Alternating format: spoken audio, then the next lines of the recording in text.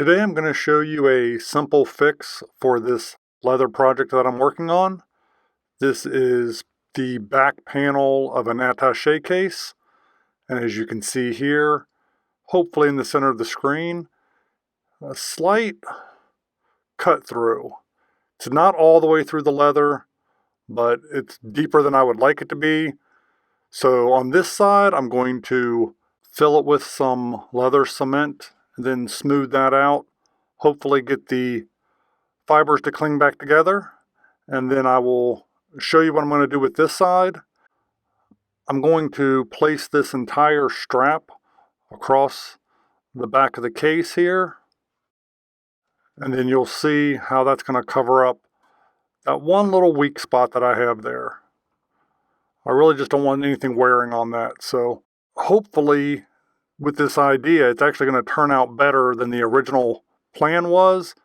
I'm going to add some accents, these small D-rings, at least one on each end.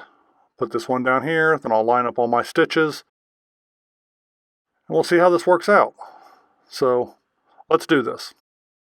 I riveted the small tabs on, and you can see I placed a D-ring on that end and a D-ring on this end. I also marked all my stitch holes that I'm going to be using. You can see right here is where I've got that weak spot covered up.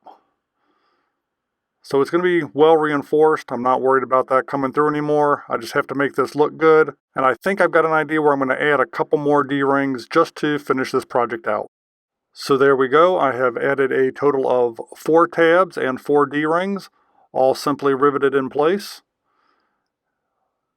It's riveted all the way through that entire panel for extra reinforcement. And again, this would have been that weak spot. So I think that's well and covered up. Not going to have any issues with that.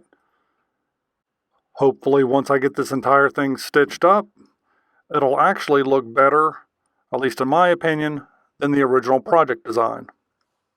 So there we go. The entire back panel of the attaché case is done.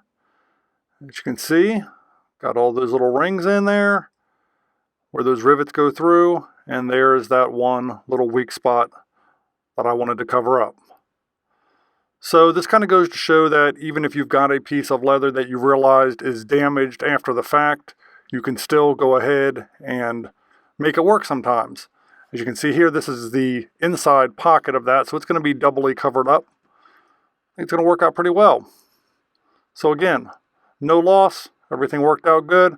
Hopefully this gave you some ideas of how to salvage any of your leather projects. And if it did, hey, like, comment, subscribe. Spots for all that down below. And maybe, just maybe, I'll see you on the next video. If you enjoy videos about the randomness of our amazing world, consider clicking on the globe to subscribe. Or maybe checking out one of the other videos right here.